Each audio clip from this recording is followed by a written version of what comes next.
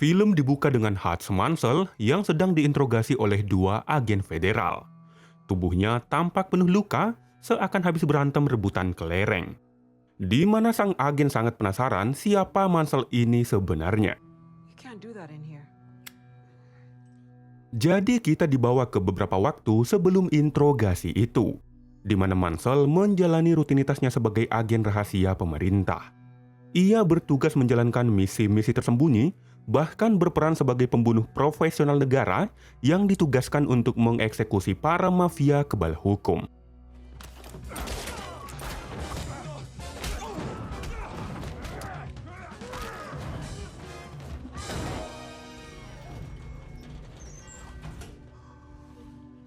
Rasanya agen seperti ini sangat cocok diterapkan di negeri Konoha, mengingat banyaknya pejabat korup yang tumbuh subur dengan memakan uang rakyat, namun tetap kebal terhadap hukum yang cukup amburadul.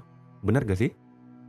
Di tengah aksinya yang berisiko tinggi dan penuh adrenalin, Mansell tetap menyempatkan diri membalas pesan dari istrinya. Karena bagaimanapun juga, di balik pekerjaannya yang kelam, ada anak dan istri yang menunggunya untuk sekedar makan bersama.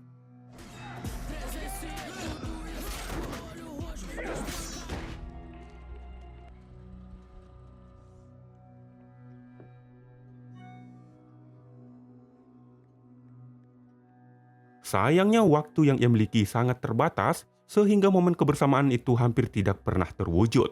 Hal tersebut pun mulai mengancam keharmonisan dalam keluarganya.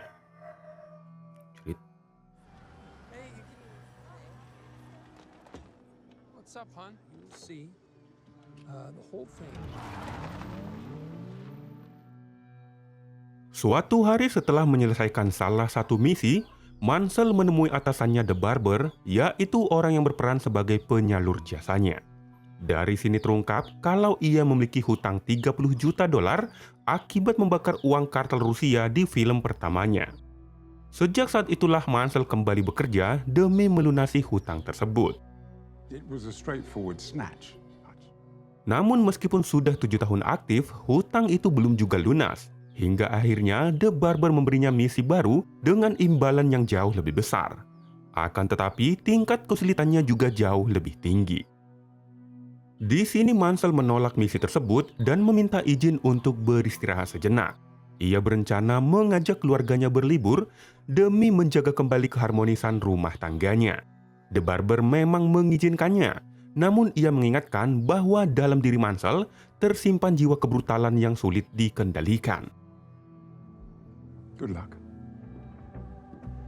There you are. Setibanya di rumah, Mansell menyampaikan niatnya untuk mengajak keluarga berlibur ke Pulau Marville, sebuah taman bermain yang dulu pernah ia kunjungi bersama ayah dan saudaranya Harry. That commercial is really old. Are you sure? Awalnya kedua anaknya yaitu Brady dan Sammy kurang setuju karena tempat itu dianggap terlalu sederhana. Namun mengingat ini adalah kali pertama sang ayah benar-benar mengajak mereka berlibur, akhirnya mereka pun setuju.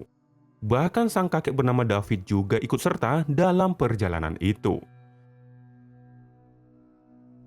Singkat cerita mereka pun sampai di Plummerville dan akan menginap di sebuah motel sederhana.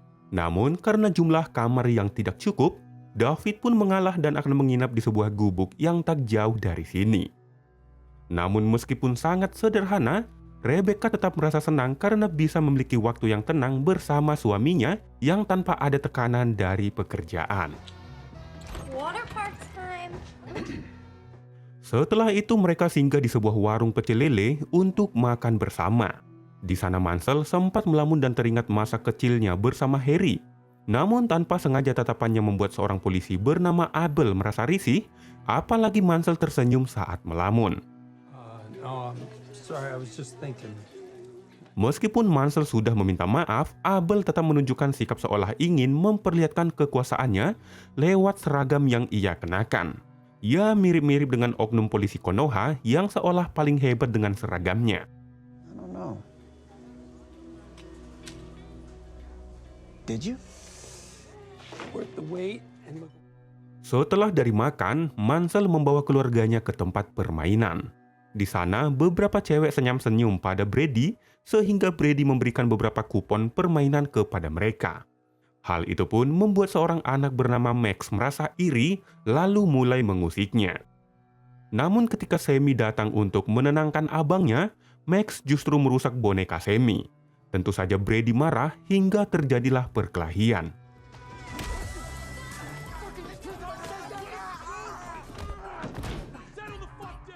Saat itu juga Mansell segera menghentikan perkelahian tersebut, dibantu oleh salah satu petugas yang justru menuduh Brady sebagai pemicu permasalahan. Demi menghindari keributan lebih lanjut, Rebecca akhirnya meminta maaf lalu mengajak keluarganya pergi dari sana. Namun ketika mereka hendak keluar, petugas itu dengan sengaja memukul kepala Sammy tepat di hadapan bapaknya. Melihat itu, seketika muncul desakan dari dalam diri Mansell, sebuah dorongan liar yang sulit ia kendalikan. Dengan alasan ketinggalan ponsel, ia pun kembali masuk ke dalam. Kemudian menghajar petugas itu dengan sangat brutal, sehingga Rebecca harus turun tangan untuk menghentikan suaminya itu. Karena jika tidak, petugas itu sudah pasti berakhir di pemakaman umum negeri.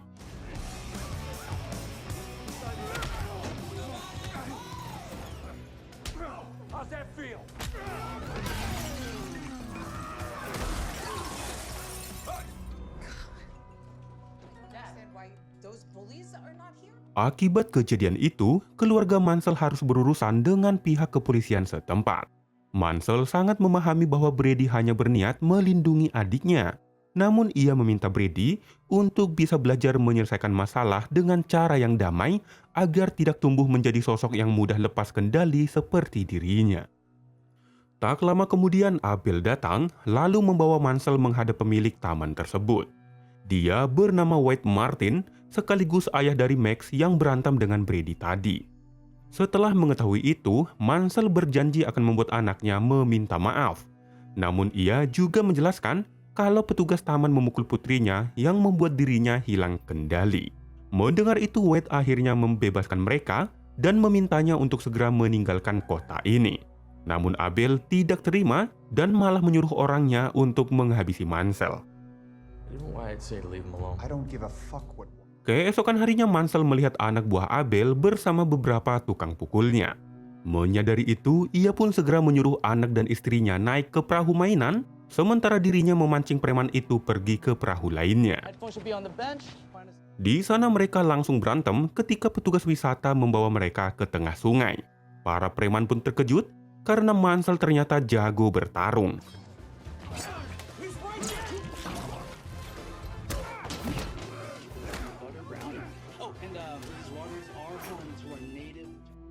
Di tengah berantem itu, jari kelingking Mansell terkena pisau hingga terputus. Mansell pun melompat ke sungai untuk mencari potongan jarinya.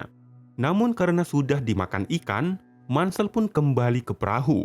Ia lalu menghajar para preman dan polisi lebih brutal lagi.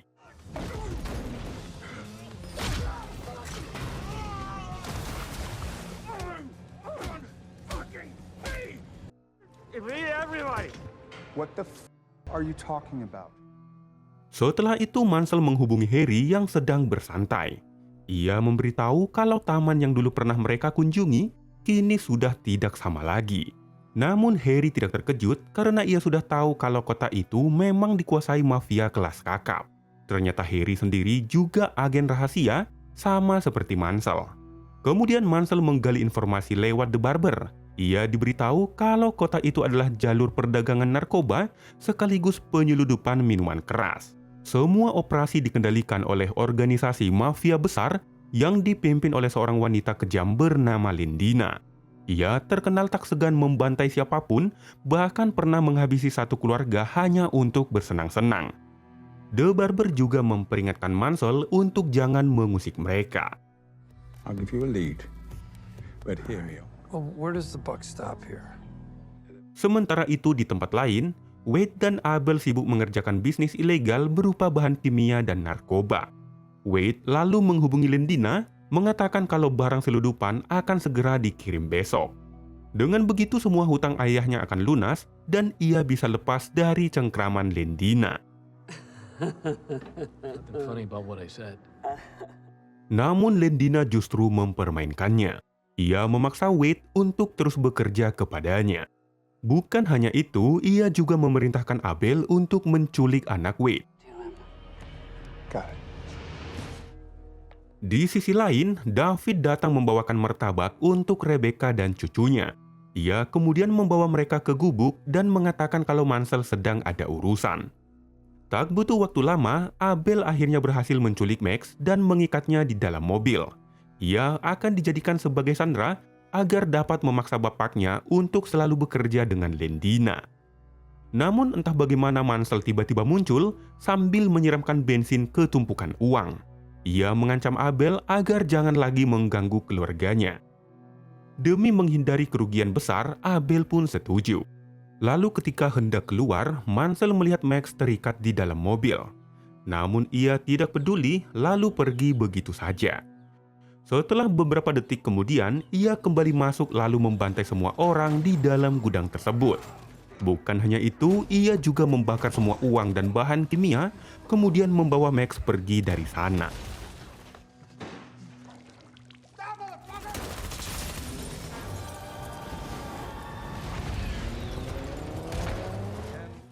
Sementara itu, Lendina sangat marah setelah tahu kalau semua aset dan uangnya habis terbakar hanya karena ulah seorang wisatawan yang sedang berlibur.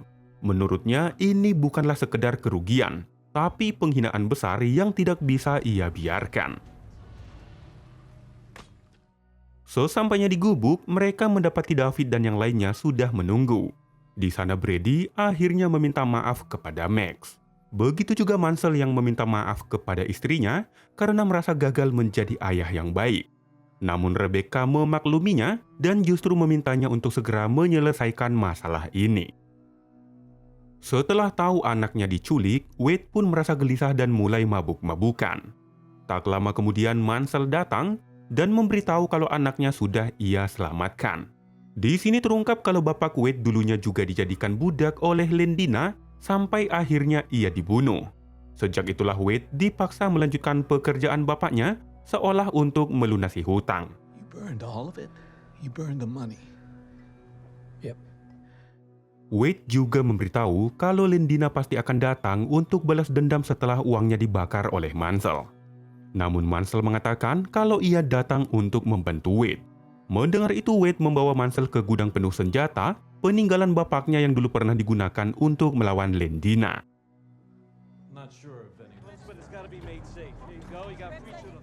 Setelah menutup wahana permainan, mereka bertemu dengan Harry yang juga datang untuk membantu, demikian juga David ikut bergabung. Bersama-sama mereka mulai memasang jebakan di berbagai sisi, juga melepaskan seekor serigala yang sebelumnya terkurung.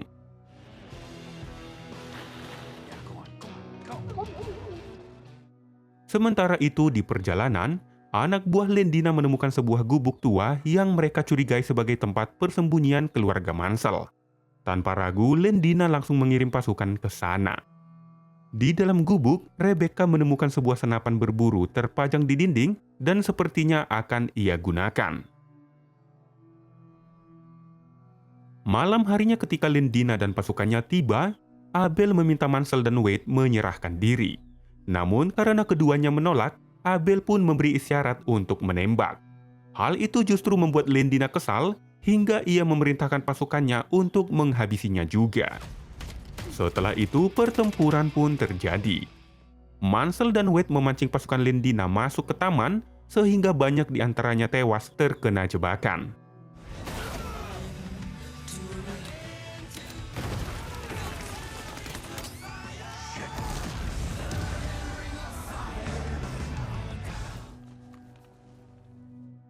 Di saat yang sama, sebagian anak buah Lendina sampai di gubuk. Namun satu persatu tumbang secara misterius hingga hanya tersisa pemimpin kelompoknya saja. Saat itulah Harry muncul dengan pedang samurainya.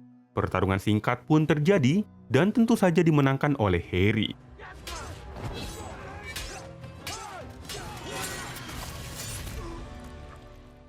Namun salah satu dari mereka sempat masuk ke gubuk sebelum akhirnya berhasil dilumpuhkan oleh Brady.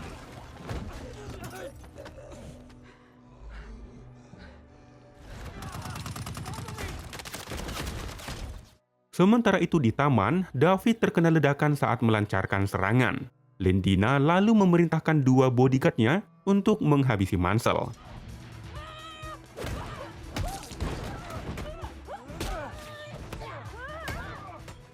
Kondisi Mansell yang mulai lemas membuatnya kewalahan hingga Wade datang menembak kedua bodyguard itu sampai tewas. Tak tinggal diam, Lendina melempar pisau ke arah Wade lalu mendekati Mansell untuk menghabisinya. Beruntung Rebecca muncul tepat waktu dan menembak Lendina dengan peluru bius.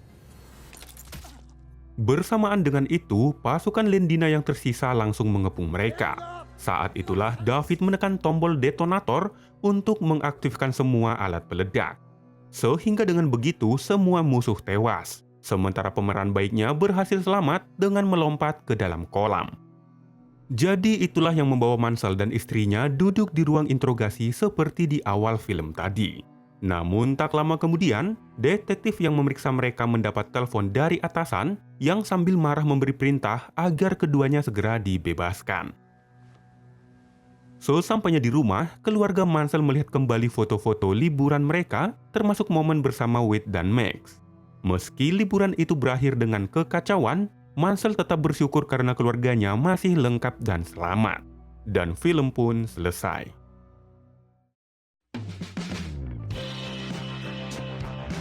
Jadi itulah alur cerita film Nobody 2 guys. Semoga bisa jadi hiburan sekaligus pelajaran untuk kita semua.